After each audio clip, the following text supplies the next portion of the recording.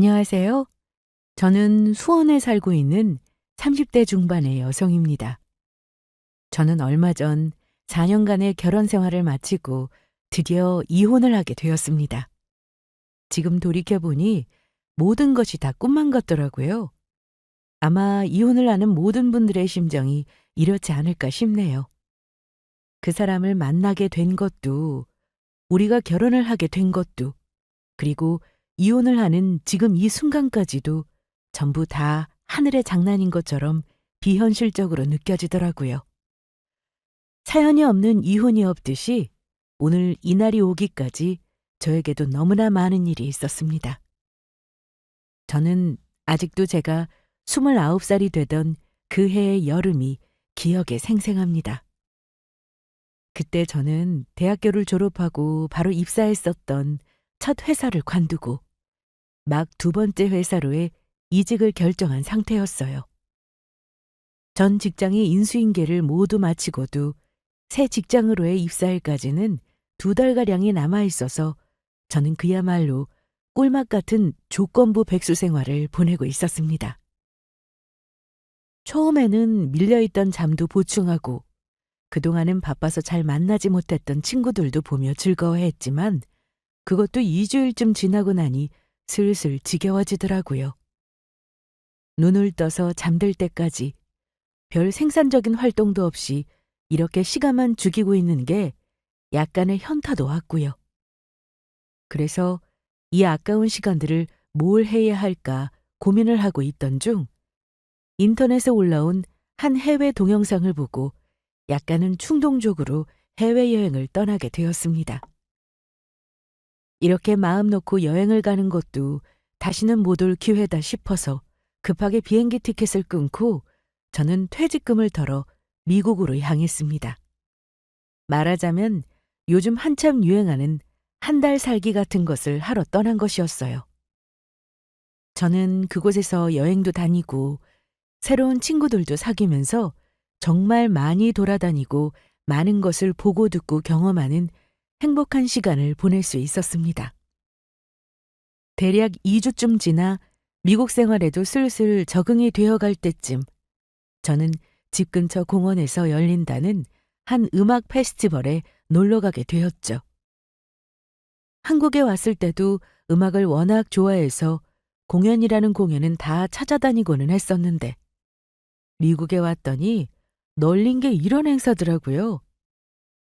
사흘 동안 진행되는 축제의 마지막 날, 함께 갔었던 친구가 몸살로 먼저 집에 돌아가고 저는 혼자서 남은 공연을 즐기고 있었습니다. 이벤트 부스를 돌아다니다가 배가 너무 고파서 푸드트럭 앞에서 줄을 서고 있었는데 뒤에서 누군가 제 어깨를 톡톡 두드리면서 말을 걸더라고요. 제 또래로 보이는 한 남자분이었어요. 저기 혹시 지갑 떨어뜨리지 않으셨어요? 네? 지갑이요? 들려온 언어는 심지어 영어도 아니고 한국어였습니다. 반가운 마음이 들기도 전에 지갑이라는 단어에 저는 화들짝 놀라서 얼른 윗도리 주머니를 확인했죠. 그런데 이게 웬걸. 거기 들어있어야 할 지갑이 없더라고요. 당황한 제가 주머니를 탈탈 뒤집어서 다시금 확인하는 사이에 저를 불렀던 그 남자분이 눈앞에 불쑥 익숙한 무언가를 내밀었습니다. 이거 맞으세요? 어머, 네, 제 거 맞아요. 이걸 어떻게... 바로 여기 바닥에 떨어져 있더라고요. 열었더니 주민등록증이 있어서 주변에 한국분이 있나 돌아봤는데 아무래도 그쪽이신 것 같아서 여쭤봤어요. 아, 정말요? 너무 감사합니다. 전 지갑 떨어뜨린 줄도 몰랐어요. 먹을 생각에 정신이 팔려서 주머니에서 뭐가 떨어지는지도 모르고 있었던 겁니다. 하마터면 정말 아찔한 사고를 칠 뻔했죠. 내미는 지갑을 받아드는데 그 순간 그분이 거의 천사라도 되는 것처럼 뒤에서 후광이 비치더라고요. 그만큼 감사했던 거죠. 여기 줄 서 계셨던 거 맞죠? 제가 이거 사드릴게요. 네? 아니에요. 그러실 필요 없습니다. 아니에요. 너무 감사해서 진짜 꼭 사드리고 싶어요. 제가 살게요. 받아주세요. 그분은 괜찮다며 손사래를 쳤지만 저는 뭐라도 꼭 사드려야겠다 싶은 마음에 그분의 옷자락을 끌고 푸드트럭의 앞으로 향했습니다. 물어보니 그 남자분도 마침 일행 없이 혼자 공연을 보러 온 거라고 하시더라고요. 그렇게 저희는 핫도그에 맥주, 감자튀김 따위를 사서 잔디밭에 나란히 앉아 이야기를 나누기 시작했습니다. 머나먼 타국에서 오랜만에 보는 한국 사람이라 더 반갑기도 했고요. 저는 제 또래인 줄 알았는데 알고 보니 저보다 7살이나 더 많으시더라고요. 나이를 듣고 깜짝 놀랐죠. 하지만 그래서 오히려 더 편하게 이야기를 나눌 수 있었던 것 같습니다. 제 친오빠가 딱 저랑 7살 차이가 났었거든요. 저한테는 오히려 또래보다 친오빠 같은 느낌이 들어 더 편하더라고요.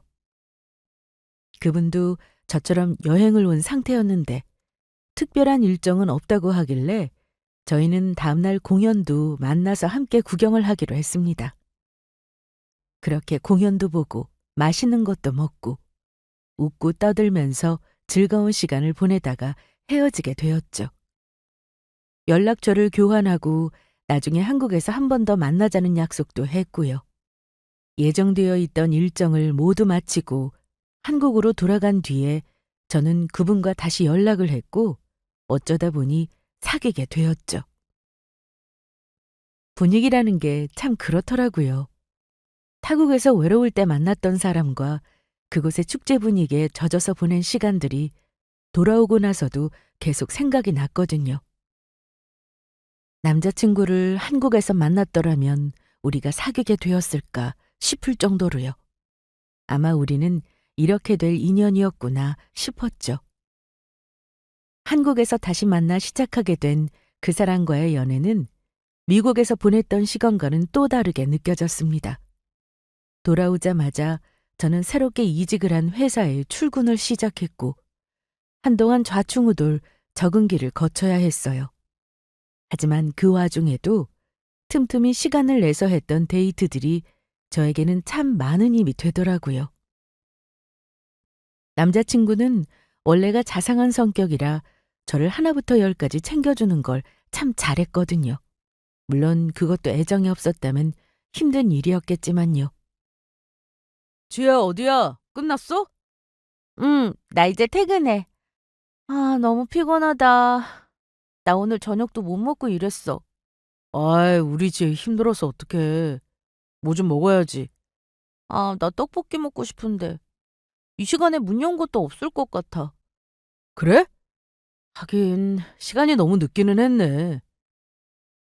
야근 후에 손 하나 까딱할 기운이 없어 택시를 타고 퇴근을 했는데 글쎄 저희 집 앞에 봉투 하나가 걸려 있더라고요. 설마 하면서 봉투를 열었더니 포장을 해온 따끈따끈한 떡볶이가 안에 들어 있었습니다. 쪽지 위로는 남자친구의 것임이 틀림없는 필체에 메모가 있었죠. 제가 피곤해할까봐 그냥 떡볶이만 놔두고 가니까 맛있게 먹으라고요. 당시 제 자취방에서 회사까지의 거리보다 남자친구의 자취방에서 제 자취방까지의 거리가 훨씬 가까웠거든요. 그래서 퇴근을 하고 오는 사이에 남자친구는 동네를 다 뒤져 떡볶이를 포장해서 두고 간 것이었죠. 연애를 하는 내내 그 사람은 이렇게 저를 살뜰하게 챙겨주었습니다. 회사에서 실수를 해서 혼이 났을 때도, 아파서 출근도 못하고 혼자 알아 누웠을 때도, 그리고 그냥 이유 없이 우울하고 슬플 때도 제가 다시 기운을 차릴 수 있게 돌봐줬던 건 전부 그 사람이었습니다. 직장인들의 연애에 대해서 많이들 하는 말이 있죠. 직장인들은 학생 때와는 다르게 다들 돈은 있지만 시간은 없다고요. 그래서 상대방에게 돈이 아니라 시간을 쓰는 게 진짜 사랑이라고요. 물론 일반화할 수는 없는 이야기지만 저는 그 말의 맥락에 대해서 누구보다 깊이 공감하는 사람이었습니다.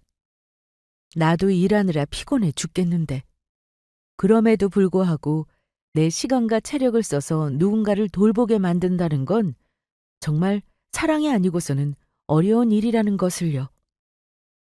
저는 남자친구의 한결같은 모습이 너무 좋았고 또 고마웠습니다. 이 사람과 함께 한다면 앞으로도 평생 마음이 따뜻할 것만 같더라고요. 2년간의 연애를 마치고 드디어 결혼 이야기가 나왔을 때도 다른 건 몰라도 정말 그 점에 대해서는 한치의 의심도 없었습니다. 오히려 제가 이 사람은 도대체 나의 어디를 보고 결혼하고 싶어 하는 걸까 싶을 정도였어요. 저도 남자친구를 챙긴다고 챙겼지만 제가 받은 것에 비해서는 아무것도 아닌 수준이었거든요. 예비 시댁 역시도 제가 이 결혼을 기꺼이 결정하게 된 이유 중에 하나였습니다. 저희가 사귀고 있을 때부터 이 결혼을 너무나 적극적으로 환영해 주셨거든요.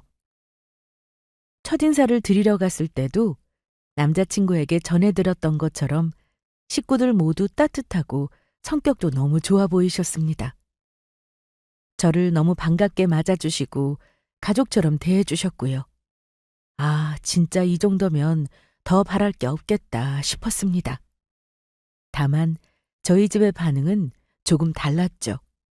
결혼할 때 남자친구가 모은 돈이 그렇게 많지 않아서 반반 결혼을 해야 했거든요. 지혜야, 이 결혼 정말 하고 싶은 거니? 엄마는 영 마음에 안 내키는구나. 돈 때문에 그러세요? 네 남자친구는 너보다 7살이나 많다면서 어떻게 모아난 딸은 돈이 너랑 똑같을 수가 있어? 성과급 차이 때문에 그래요. 저희 회사가 성과급이 잘 나오는 편이잖아요. 아유, 난 모르겠다. 나이 차이도 너무 많이 나는 것 같고. 월급은 좀 적게 받아도 뒤에서 헛짓거리 안 하고 성실하게 살기만 하면 그게 더 중요한 거 아니에요? 정말 괜찮은 사람이에요. 저한테도 잘하고요. 엄마는 반반 결혼을 한다는 이야기에 이 결혼을 영 못마땅해 하셨지만 그래도 그 사람이 저에게 잘한다는 사실만큼은 인정하셨어요. 그 덕택에 무사히 결혼을 할 수가 있었고요. 어쨌거나 저를 아껴주고 누구보다 사랑해준다는 게 이 결혼의 첫 번째 전제 조건이었으니까요. 신혼집은 저희 둘이 모은 돈을 합치고 대출을 받을 수 있는 한 최대 한도로 받아 장만을 했습니다. 솔직히 말해서 조금 무리를 한 셈이었죠. 하지만 당시에도 앞으로도 아파트 가격이 한참 오른다고 전망하던 때였고 이보다 더 괜찮은 재테크는 없겠다 싶어서 내린 결정이었습니다. 그리고 결혼을 한 뒤에는 한 가지 더 중요한 결정을 내려야 했습니다. 여보, 아무래도 돈 관리는 한 사람이 몰아서 하는 편이 낫지 않겠어? 음, 그게 낫겠지. 먼저 결혼했던 친구들 이야기 들어봐도 그 편이 훨씬 효율적이라고 하고. 근데 우리 둘 중에 누가 맡아서 할까? 난 내가 했으면 싶기는 한데. 당신이 하고 싶다고?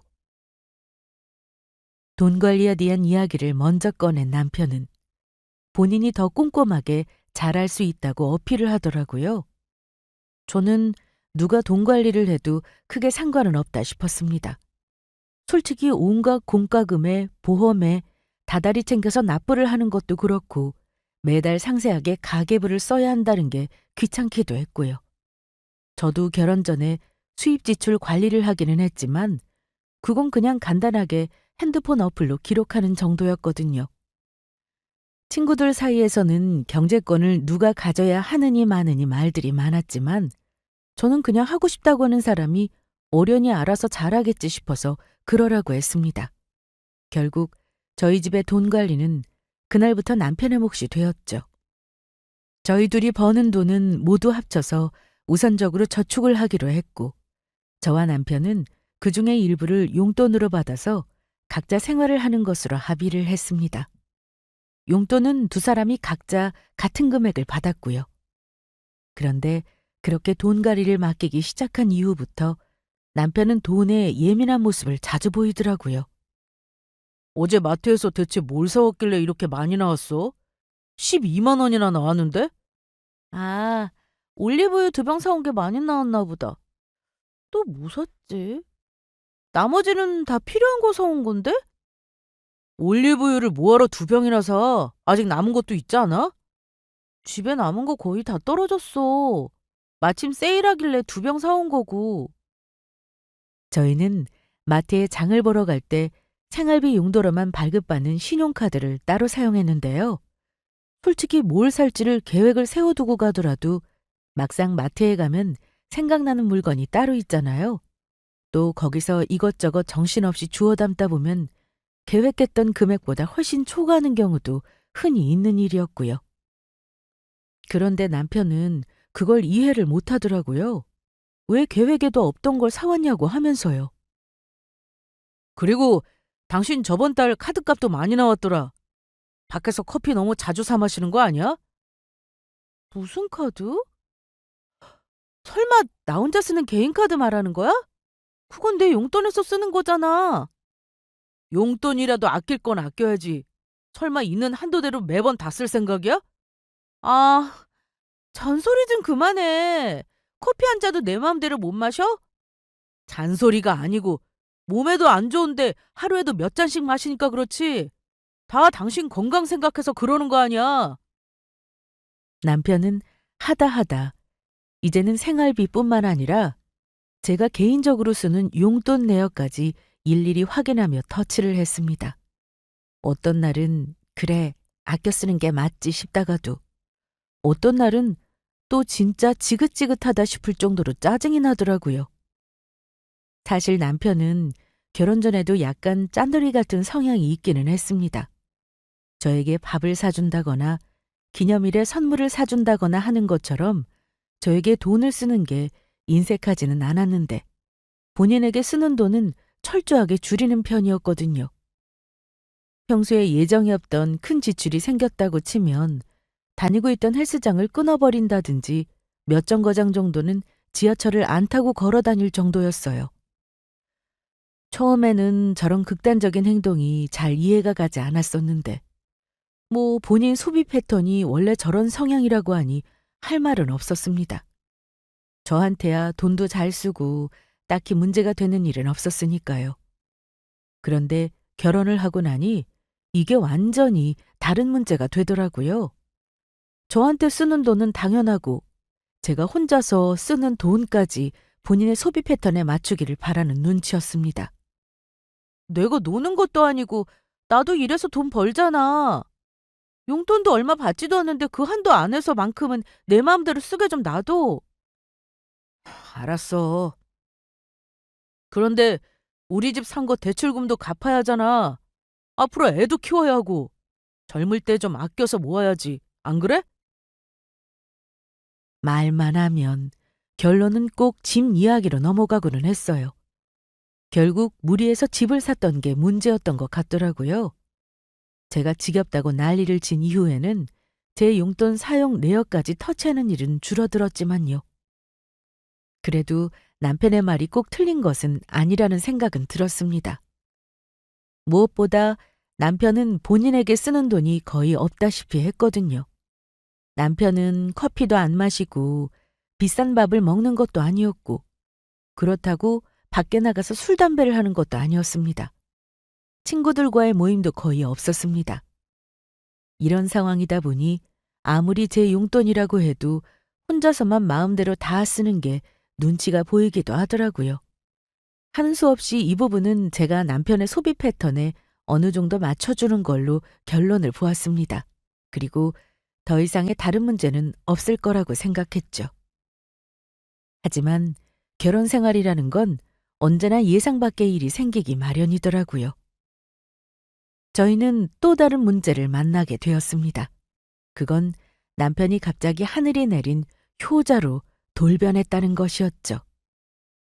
어제 어머니랑 통화했는데 감기 몸살이 났다고 하시더라고. 정말?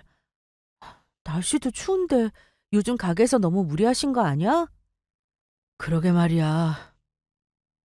가게 문 좀 닫고 좀 쉬라니까 말을 안 들으시네. 젊을 때 우리 어머니 고생 많이 하셨는데 이제는 자식 덕이나 보면서 좀 쉬엄쉬엄 하시라고 해도 그게 말처럼 안 드시나 봐. 남편은 입만 열면 우리 어머니 정말 고생 많이 하셨다. 어머니 불쌍한 사람이다. 혼자 계시는 거 너무 안쓰럽다며 3절, 4절까지 읊어대고는 했습니다. 처음 몇 번 들었을 때야 저도 원래 엄마들이 다 그렇다며 공감을 했지만 이게 귀에 딱지가 않도록 계속 반복이 되다 보니 나중에는 무감각해지더라고요. 더 이상 뭐라고 대답을 해줘야 할지도 모르겠더라고요. 그랬더니 저더러 본인 말에 공감을 전혀 안 해준다며 서운해하는 거 있죠? 당신이 가서 어머니 좋아하시는 누룽지 좀 끓여드리고 반찬 몇 가지 해드리면 안 돼? 나 출근해야 하는데 내가 언제 거기까지 가서 반찬을 해드려? 그럼 주말에 가서 좀 만들면 안 돼? 이번 주 주말에는 나 다음 주 회의 준비 때문에 출근해야 한다고 말했었잖아. 참 그렇지. 아니면 당신이 집에서 미리 좀 만들어두면 내가 출근하면서 어머니한테 가져다 드리고 올게. 이건 어때? 알았어. 늘 이런 식이었습니다. 아니, 불쌍하다 싶으면 본인이 자주 찾아뵙고 효도를 하든가. 그러면서 어머니한테 해드리는 건 죄다 저한테 시키더라고요. 어머니한테 전화 좀 자주 해드려라. 어머니 좋아하시는 반찬 좀 만들어드리면 안 되냐. 어머니 모시고 병원 좀 다녀와라. 아주 주문도 다양했습니다. 솔직히 아픈 시어머니께 음식 만들어드리는 거야 할 수 있는 일이었지만 저걸 남편이 먼저 나서서 자꾸 해달라고 재촉을 하니 저도 좀 기분이 그렇더라고요. 시아버지가 돌아가신 이후로 시어머니가 혼자 가게를 하면서 시누이까지 자식 둘을 키우셨던 걸 알고 있기 때문에 남편이 어머님에게 각별하게 마음을 쓰는 건 저도 알고 있었습니다. 저도 할 수 있는 최대한 잘해드리고 싶었고요. 하지만 결혼 전에는 전혀 이런 모습을 보이지 않다가 결혼 후에는 마치 다른 사람이라도 된 것처럼 자꾸 강요를 하니까 저도 점점 이게 뭐지 싶더라고요. 그리고 효도를 할 거면 양측에게 공평하게 해야지. 저는 남편에게 대리 효도를 시킨 적이 단 한 번도 없거든요. 제가 시어머니를 모시고 병원을 주구장창 다닐 동안 남편은 저희 엄마를 모시고 간 적이 한 번도 없었는데 누가 봐도 이상하다 싶은 그림이었죠. 하지만 그런 말을 입 밖으로 꺼내지는 않았습니다.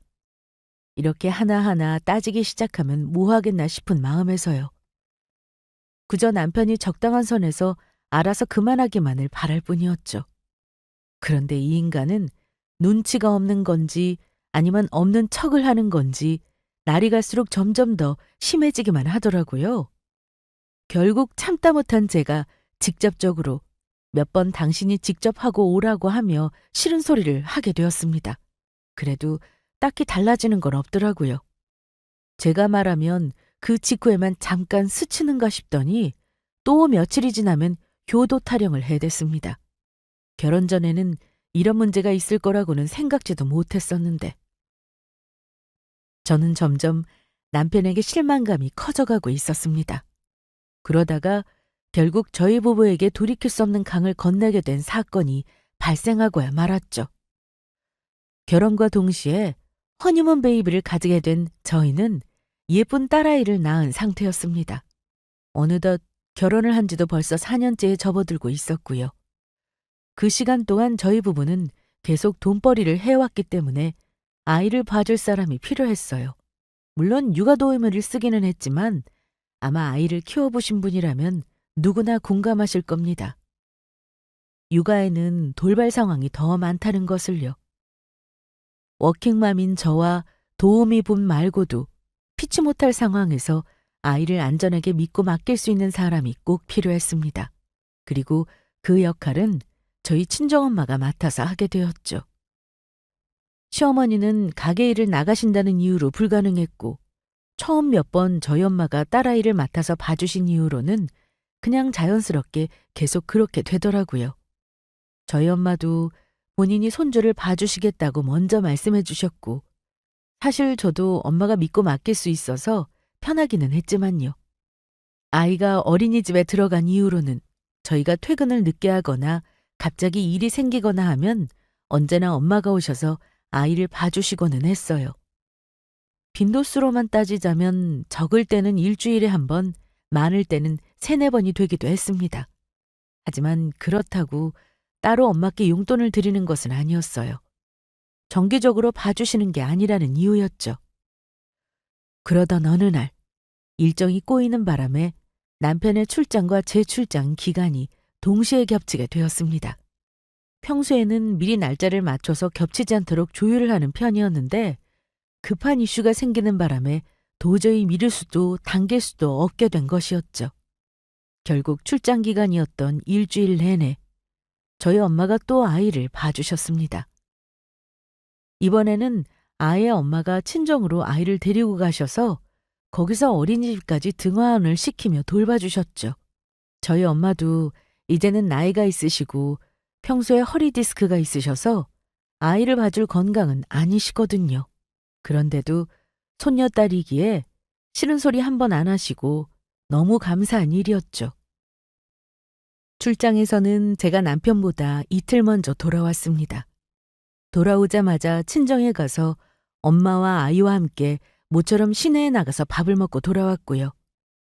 엄마는 말씀은 안 하시는데 애 보느라 고생을 많이 하셨는지 얼굴이 반쪽이시더라고요. 솔직히 제 딸이기는 하지만 사고를 많이 치는 편이라서 그냥 키우기 편한 아이는 아니었거든요. 그 성향은 누구보다 제가 더 잘 알고 있었고요. 그리고 이틀 후 마침내 출장지에서 돌아온 남편과 저녁 식사를 하고 있을 때였습니다. 나 없는 동안 별일 없었어? 엄마가 하은이 너무 잘 봐주셔서 다행이었지. 엄마 없었으면 진짜 어떻게 했으려나 몰라. 그러게 다행이네. 그런데 남편은 제 말에 건성으로 대꾸하면서 리모컨을 쥐고 야구를 본답시고 채널을 돌리고 있더라고요. 저는 순간 좀 짜증이 났습니다. 본인이 시어머니 이야기를 할 때는 저더러 공감을 못 해준다면서 서운해하더니 제가 저희 엄마 이야기를 할 때면 늘 저런 반응이었거든요. 이게 내로남불이 아니면 뭐겠어요? 정말 못마땅했지만 며칠 만에 본 남편과 싸우고 싶지는 않아서 저는 그냥 아무 말도 하지 않았습니다. 대신 저는 다른 이야기로 화제를 돌렸죠. 참, 나 그저께 엄마한테 토스트기 하나 사드렸어. 뭐라고? 뭘 샀다고? 토스트기!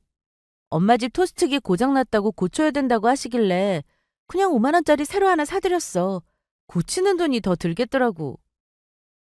그 순간 남편은 목소리가 싹 바뀌더니 쥐고 있던 숟가락을 식탁에 탁 내려놓았습니다. 그걸 왜 상의도 안 하고 당신 마음대로 결정해? 아니, 토스트기 하나 사드리는데 그걸 미리 상의씩이나 해야 해? 당연한 거 아니야? 그때까지만 해도 저는 그저 농담인 줄 알았는데 돌아보니 남편은 완전히 낯빛까지 바꾼 채로 정색을 하고 있더라고요. 저는 어처구니가 없었습니다. 우리 둘 다 양가에 선물하거나 뭘 사드리거나 용돈을 보내거나 할 때 그때마다 항상 미리 의논해서 결정하기로 했던 거 기억 안 나? 아무리 사소한 거라도 다 의논해서 하자고 했었잖아. 겨우 5만 원짜리 가지고 왜 그래? 그리고 미리 알았으면 나도 상의를 했겠지. 엄마 집에 하은이 데리러 간 김에 같이 밥 먹으러 나갔다가 마침 들은 이야기였어. 그럼 출장 가 있는 당신한테 전화해서 그 자리에서 물어보고 살까? 나 출장에서 돌아온 후에 의논해서 사면 어디가 덧나? 토스트기 당장 며칠 못 쓴다고 어떻게 되는 것도 아니고. 그리고 지금 금액이 문제가 아니잖아. 5만 원이 아니라 단돈 5천 원이라도 무조건 미리 상의하기로 했던 거 그거 약속이잖아. 당신은 약속을 어긴 거고. 이러면 내가 앞으로 당신을 어떻게 믿겠어? 남편은 액수가 문제가 아니라 제 태도가 문제라고 말했습니다. 솔직히 토스트기를 사려면 그 순간 남편과 했던 약속을 잊었었던 것은 사실이에요. 하지만 50만 원도 아니고 겨우 5만 원짜리 물건 하나 사드렸다고 이 난리를 칠 줄은 저도 몰랐거든요. 그때 저는 저희 엄마가 일주일 내내 하은이를 봐주느라 고생하신 것만 생각이 났었거든요. 그런데 남편은 제 예상과 달리 아주 개거품을 물더라고요. 너가 먼저 네 친정만 챙긴 거니까 나도 우리 집만 챙겨도 되는 거지? 나도 어머니 모시고 해외여행 다녀올게. 뭐라고? 당신도 당신 어머니 생각해서 약속 어긴 거 아니야? 우리 어머니도 해외여행 가고 싶다고 노래 불렀는데 나도 이참에 효도 좀 하지 뭐. 진짜 기가 차더라고요. 어쨌거나 모든 의논에서 결정하기로 했던 것은 맞는 사실이었으니 거기에 대해서는 저도 할 말이 없었습니다. 하지만 이 이야기가 대체 왜 해외여행으로까지 튀는지 도무지 이해할 수가 없었죠. 그런데 눈앞에서 아주 난리를 치는 남편을 보고 있자니 더 뭐라고 말할 생각도 들지를 않더라고요. 그냥 아주 다 네 마음대로 해라 싶은 심정이었습니다. 여기서 누가 잘못했니 잘했니 따지며 더 싸우고 싶지도 않았고 그럴 기운도 없었고요. 그 즈음 저는 심신이 모두 지친 상태였습니다. 남편에게도 점점 더 정이 떨어져 가고 있었고요. 제가 아무 말도 하지 않으니 남편은 이튿날 바로 해외여행 비행기 티켓을 알아보고 끊어왔더라고요. 그 즈음 집안 분위기는 거의 최악이었습니다. 저도 남편도 대화를 하지 않으니 애꿎은 딸아이만 양쪽의 눈치를 보고 있었죠. 딸아이에게는 미안했지만 도저히 남편과 대화를 하고 싶은 마음이 들지 않더라고요. 그리고 그 와중에 저는 충격적인 사실 한 가지를 알게 되었습니다. 그건 정말 우연한 일이었어요. 남편이 샤워를 하러 들어간 사이에 전화가 계속 울리더라고요. 저는 단순히 회사에서 오는 급한 전화면 가져다 줘야겠다는 생각에 액정을 확인했죠. 제가 핸드폰을 집어들자마자 전화가 뚝 끊기더라고요. 그리고 확인한 화면에서는 다른 메시지 알림이 하나가 더 떠 있었습니다. 그건 바로 자동이체가 빠져나가지 않았다는 어플 알림이었죠. 잔액이 부족하다는 내용이었죠. 저 어플은 제 폰에도 설치되어 있었는데 계좌 전체를 관리해주는 어플이라 매달 정기적으로 빠져나가는 돈이 나가지 않으면 새로 푸시 알림을 보내게 되어 있었거든요. 수취인명은 시어머니 이름으로 되어 있었습니다. 자동이체라니. 저는 의아한 마음에 어플을 열어 계좌 입출금 내용을 확인했죠. 그리고 발견한 사실은 정말 기가 막힌 내용이었습니다. 그건 남편이 지금까지 저 몰래 시댁에 용돈을 드리고 있었다는 사실이었거든요. 기가 막혀. 매달 용돈을 100만 원이나 보내드렸다고? 그것도 나한테 한마디 말도 없이? 심지어 그게 전부가 아니었습니다. 시어머니와 나눈 메시지를 확인했더니 병원비도 수시로 내드리고 심지어 저 몰래 빚도 갚아드린 적이 있더라고요. 그것도 불과 몇 개월 전의 일이었어요. 거기까지 확인했을 때 남편이 화장실에서 나오는 바람에 저는 일단 폰을 내려놓아야 했습니다. 그날 밤에는 배신감에 잠이 오지를 않더라고요. 이튿날부터 저는 남편이 저에게 숨기고 있었던 모든 사실들을 찾아내기 위해 정말 제가 할 수 있는 걸 다 했습니다. 메시지도 털어보고 그동안 남편이 쓰고 있었던 가계부와도 내역 대조도 했고 태블릿에 컴퓨터, 웹하드까지 모두 다 털었죠. 그렇게 찾아낸 결과물은 가관도 아니었습니다. 성과급이 나왔을 때는 저에게 액수를 줄여서 말하고 그 돈만큼 시어머니에게 선물을 사드리거나 용돈을 드렸더라고요. 그런 줄도 모르고 저는 그동안 남편의 회사가 성과급이 너무 짜다는 말을 순진하게 믿고 있었던 거였죠. 저한테는 평소에 생활비로 장 본 것도 일일이 간섭하고 제가 용돈으로 쓰는 것마저 확인하던 인간이 뒤에서는 저 몰래 저짓을 하고 있었던 겁니다. 심지어 제가 집에서 애를 혼자 보고 있을 때 남편은 시댁 식구들과 몰래 외식을 하고 오기도 했고요. 배신감에 몸부림치던 제가 눈이 뒤집어지게 된 결정적인 계기는 또 따로 있었습니다. 그건 바로 시누이와 시어머니가 있는 단체 대화방이었어요. 최근에 보냈던 메시지를 보니 제가 간도 크게 친정에 토스트기를 사줬다면서 남편이 먼저 제 뒷담화에 시동을 걸더라고요. 그랬더니 시누이와 시어머니가 득달같이 달려와 걔 진짜 머리가 어떻게 된 거 아니냐며 대답을 했고요. 남편 놈은 그렇지 않아도 집 나간 정신머리 고쳐주려고 기강을 잡았다며 자랑스럽게 답장했습니다. 대신 해외여행을 간다고 했더니 제가 찍소리도 못하고 반성하고 있더라면서요. 저는 부들부들 떨리는 손으로 메시지를 위로 올렸습니다. 대화의 흐름이 너무 익숙해 보이는 게 처음 있는 일이 아닌 것 같았거든요. 예상대로 제 뒷담화는 그게 끝이 아니었어요. 시작에 불과했죠. 끝도 없이 올라가는 지난 대화들을 살펴보니 입에 담지도 못할 온갖 욕들이 비일비재했습니다. 저는 생각도 나지 않은 사소한 하루하루의 일상을 모조리 불만으로 공유하면서 제 욕을 하고 있더라고요. 와, 정말. 그 순간 눈앞이 깜깜하게 변하면서 별이 보이는 것 같았습니다. 이게 꿈이 아니고 현실이라고? 저는 믿을 수가 없었습니다. 그렇게 저를 아껴주고 사랑해주던 사람이 제 앞에서는 태연하게 저를 사랑한다고 말해놓고선 뒤에서는 이런 역겨운 짓을 하고 있었다는 사실이요. 이게 정말 내 남편이 맞나? 내가 알고 있던 그 사람이 정말 이 사람이 맞다고? 오로지 그 생각만 제 머릿속을 맴돌더라고요. 가슴이 터질 것처럼 뛰었습니다. 너무 울었더니 나중에는 목이 찢어질 것처럼 아프기까지 했습니다. 그 끝도 없이 이어지는 메시지를 정말 수백 번, 수천 번도 더 고쳐서 읽어보고 또 읽어보고 했죠. 믿고 싶지 않았지만 결론은 하나였습니다.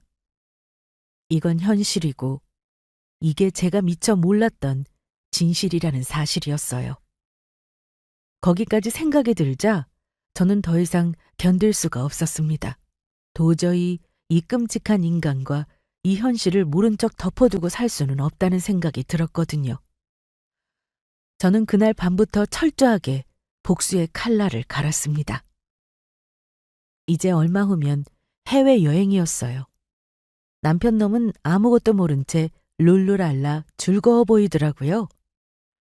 저에게 슬슬 농담까지 걸어올 정도로 신나 보였죠. 저는 아무런 내색도 하지 않은 채 그 인간이 지금을 즐기도록 놔두었습니다. 이 시간들도 이제는 얼마 남지 않았었거든요. 드디어 대망의 해외여행 당일, 남편 놈은 시댁 식구들과 함께 해외여행을 떠났습니다. 저는 시간을 잘 계산한 뒤 일부러 시댁 식구들이 해외 숙소에 도착했을 시간에 딱 맞춰서 단체 카톡으로 사진들을 보냈어요. 5분쯤 지났을까 바로 반응이 오더라고요. 곧장 전화가 걸려왔거든요. 여보세요? 여보, 이게 뭐야? 지금 보낸 거 뭐냐고? 잘 도착했어? 거기 날씨 좋지? 인터넷 찾아보니까 관광하기 딱 좋은 날씨더라고. 말 돌리지 말고. 지금 날씨가 문제야? 이 사진들 뭔데? 연애를 시작한 시점부터 지금까지 살면서 남편이 이렇게까지 당황한 모습은 저도 처음 보는 것이었습니다. 남편은 당황한 나머지 떨리다 못해 거의 울먹이는 목소리로 소리를 지르고 있었어요. 저는 태연하게 그 말을 맞받아쳤습니다. 뭐긴 뭐야. 내가 하면 로맨스고 남이 하면 불륜이라는 게 무슨 말인지 알 수 있는 사진들이지.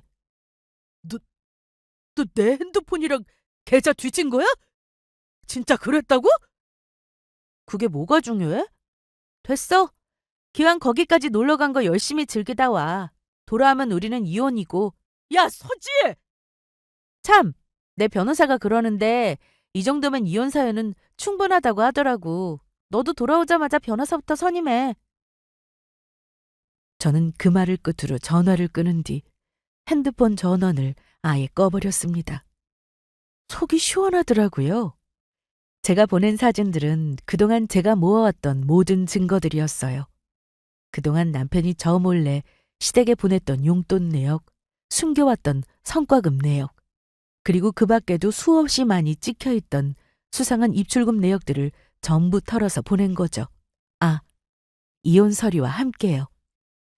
당연히 남편 놈과 시댁 식구들은 난리가 났더라고요. 제가 전화를 꺼놨더니 저희 엄마한테까지 전화를 했더라고요. 그래도 일말의 부끄러움이라는 건 있었는지 엄마에게 자세한 이야기를 전달한 건 아니었습니다. 아무것도 모르는 엄마는 어리둥절해 하시며 저희 집으로 건너오셨어요. 여행 갔다던 이서방에게 전화가 왔었다고, 너희 무슨 일 있냐고 저에게 물어보시더라고요. 하지만 저는 별일 아니니 그냥 무시하라며 엄마 핸드폰에서 그 인간 번호를 차단시켰고요. 그리고 다음 날 저는 제 예상보다 훨씬 더 빠르게 그 징글징글한 인간들을 볼 수 있었습니다. 알고 보니 남은 여행 일정을 전부 다 취소하고 그 길로 급하게 비행기를 잡아타고 귀국했더라고요. 돌아오면서 대책회의를 대단하게 했는지 집에 돌아온 그 인간의 모습은 저에게 전화할 때의 기세등등한 모습과는 딴판이었습니다. 예, 여보, 나 왔어. 뭐야? 왜 이렇게 빨리 왔어? 그거 아니지. 설마 진짜로 이혼할 생각은 아니지? 그거 궁금해서 벌써 온 거야? 당신처럼 헛돈 쓰는 거 싫어하는 사람이 비행기표 아깝게? 남편을 보고도 전혀 놀라지도 화를 내지도 않은 태어난 저의 모습에 오히려 더 놀란 건 그 인간인 모양이었습니다. 저를 보면서 안색이 흑빛이 되어서는 한껏 불쌍한 표정으로 애원하기 시작하더라고요. 지혜야, 다 오해야. 내가 그 돈 보낸 건 맞기는 한데 그거 다 이유가 있었어. 매달 그 큰 돈을 보낸 게 그럴 수밖에 없는 무슨 이유였을까? 그리고 나한테는 왜 숨겼을까? 별로 궁금하지는 않긴 한데. 어머니 가게가 요즘 하도 잘 안 된다고 하셔서 너무 힘들어 하시길래 그래서 내가 드린 거, 아니 빌려 드린 거야. 매달 용돈 드린 게 아니라 진짜야. 못 믿겠으면 어머니한테 당신이 전화해봐. 저렇게 당당하게 말하는 걸 보니 돌아오는 비행기 안에서 빌려줬다는 걸로 미리 입을 맞춘 모양이더라고요. 당신 말이 다 맞다고 쳐도 나한테 거짓말한 게 없는 일이 돼? 우리 엄마한테 5만 원짜리 토스트기 하나 사줬을 때는 신뢰가 어쩌고 태도가 어쩌고 별 난리를 다 치지 않았어? 그래서 당신도 그 꼬투리 잡아서 좋다고 해외여행까지 간 거고. 지혜야, 아니, 상식적으로 생각을 해봐. 5만 원짜리 토스트기에 해외여행을 갔었는데 당신이 쓴 이 돈이면 나는 어디를 가야 하는 거야? 여행으로 어디 달나라라도 다녀와야 하나? 남편 놈은 제 말에 더 이상 아무런 반박도 하지 못한 채로 절절매고 있었습니다. 나중에는 무조건 잘못했다면서 제 말이 다 맞다고 하더라고요. 그래도 이혼만은 절대로 안 된다면서 난리를 치더니 제가 생각을 바꿀 기미가 보이지 않자 하은이까지 들먹이면서 소리를 질러댔습니다. 저더러 애 생각은 안 하냐고요. 그게 지금 제가 아니라 본인 입에서 나올 말인지. 애를 들먹이면서 저한테 가르치듯이 윽박 지르는 순간 남아있던 일말의 정까지도 후두둑 다 떨어져 나갔습니다. 오히려 애가 있든 말든 소리를 지르는 남편을 보며 저는 무조건 이혼을 해야겠다는 결심을 더욱 굳히게 되었죠. 그렇게 며칠간의 지루한 실랑이는 지속되었습니다. 결국 협의가 되지 않아 이혼은 소송으로 진행됐어요. 그런데 글쎄 남편 놈의 만행은 거기서 끝이 아니었습니다. 제 변호사의 조언에 혹시나 싶어서 재산조의 금융거래 정보 제출 명령을 받아내 그 인간이 숨겨둔 다른 계좌도 모조리 찾아냈거든요. 그동안 저 인간이 저 몰래 숨겨뒀던 돈까지 전부 다 찾아내서 재산분할 대상에 포함시키게 되었죠. 그렇게 숨겨놨던 돈이 한두 푼이 아니더라고요. 저한테는 월급도 줄여서 말하고 있었고 결혼 전부터 거의 나오지 않는다던 성과급은 오히려 저와 비슷하게 받고 있었습니다. 남편의 거짓말은 결혼 전 연애를 하던 시절부터 시작되었는데 마치 나중에 이렇게 될 일을 예상이라도 했던 걸까요? 그 생각만 하면 소름이 돋더라고요. 딸아이의 양육권은 당연히 제가 가지고 오게 되었고요. 재산분할과 동시에 위자료와 양육비도 모두 제가 챙겼습니다. 이혼과 동시에 저는 친정 근처에 따로 하은이와 함께 살 집을 구했습니다. 이혼 후 처음에는 딸아이가 매일같이 아빠를 찾더라고요. 하지만 여태껏 그랬던 것처럼 외할머니 댁에서 함께 잘 놀고 잘 지내면서 차츰 아빠를 찾는 일도 점점 줄어갔습니다. 아이가 아직 어려서 어째서 아빠와 더 이상 같이 살 수가 없는지를 설명하는 일이 저에게는 참 어렵더라고요. 아마 몇 년이 더 지나면 아이도 이해할 수 있을 정도의 설명을 해줄 수 있을 것 같다는 생각이 들었습니다. 최근에 문득 인터넷을 하다가 올해 있었던 한 음악 페스티벌의 영상을 보게 되었습니다. 바로 제가 전 남편과 만나게 되었던 외국에서의 그 공연이었어요. 그건 매년 하는 페스티벌이었는데 전염병 시국에 잠시 중단되었다는 소식을 전에 들은 적이 있었거든요.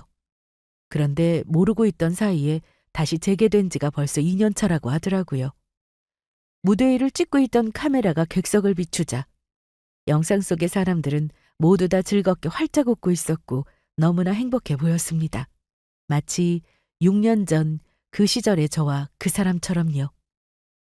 그 모든 일을 겪고 그 시절을 돌아보니 모든 것이 꿈처럼 느껴졌습니다. 마치 전생의 기억처럼 희미하더라고요. 인생은 정말 한 치 앞도 알 수가 없는 거구나 싶었습니다. 저 행복한 시절이 영원할 거라고 믿었던 것처럼요. 하지만 앞으로의 제 인생이 어떻게 될지도 모르는 건 마찬가지다 싶었습니다. 나중에 딸아이와 함께 언젠가는 저 공연을 다시 한번 보러 가야겠다 싶었어요. 하은이를 낳았을 때 전 남편과 함께 했던 약속이었죠. 비록 그 약속은 저 혼자 지키게 되었지만 그때의 추억만큼은 하은이에게도 생생하게 들려주고 싶었거든요. 지금까지 들어주셔서 감사합니다.